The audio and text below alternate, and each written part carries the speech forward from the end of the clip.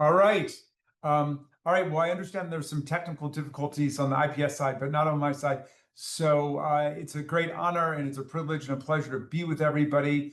I was scheduled to be there this afternoon. I will still come this afternoon if it's possible, but right now it looks like we're going to be in votes through the afternoon. So I didn't want to completely miss the event. So thank you for giving me a few minutes to just share some thoughts about the fight for democracy. And we are indeed in the fight of our lives today. You know, sometimes when we talk about defending democracy, I think it leaves the false impression that democracy is a set of static practices and institutions, and that's all we're defending. And I think that that's part of it.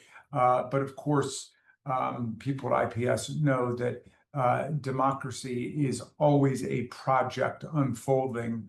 It's always a rough draft. And so when we say we're defending democracy, we're defending the struggle for democracy and everything that democracy entails for us.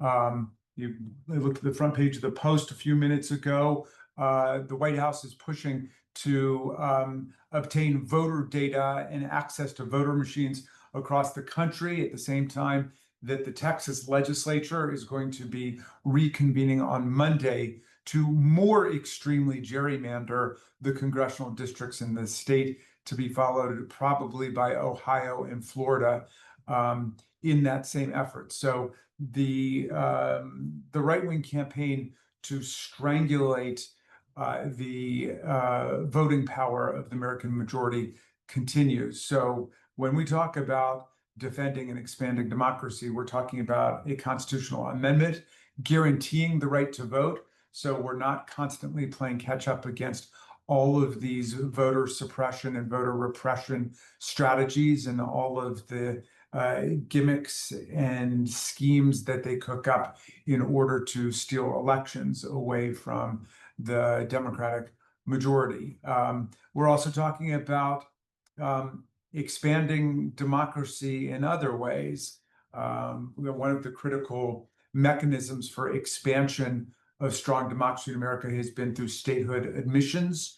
There have been 37 statehood admissions in our history, and we need to get back on the statehood path for millions of disenfranchised people. I'm not talking about Canada, and I'm not talking about Greenland and Panama. I'm not talking about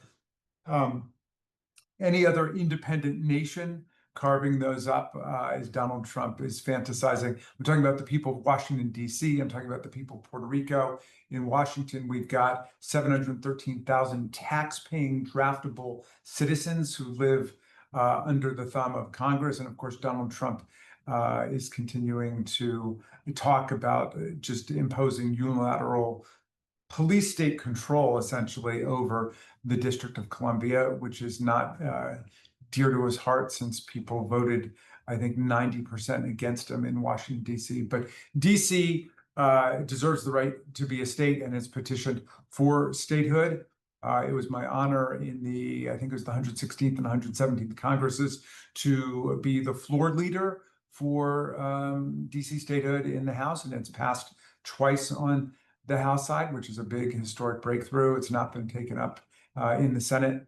But that's something we can do. When we kicked off that debate, I said I wanted to thank the residents of Washington who have a bona fide, actual voting rights grievance, a real political grievance against America, but they didn't come down to the Capitol and beat the daylights out of our police officers and hospitalize and wound and injure 140 of them, permanently disfiguring and disabling some of them. They've done it the right way. They've asked for admission as a state. We got 3.5 million U.S. citizens who are completely frozen out of the political system in Puerto Rico. We've got to admit them. And then we've got to strengthen political democracy, economic democracy all over the country so that people have participatory voice in all of our institutions. And so, you know, Tocqueville said when he wrote Democracy in America, he came over and he said, I observed that democracy and voting rights in your country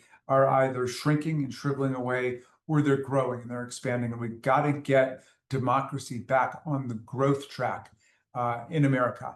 And so that means fending off all of these moves towards fascist subversion of our institutions and voter disqualification and disenfranchisement. And then we've got to get the movement of democracy back in motion again.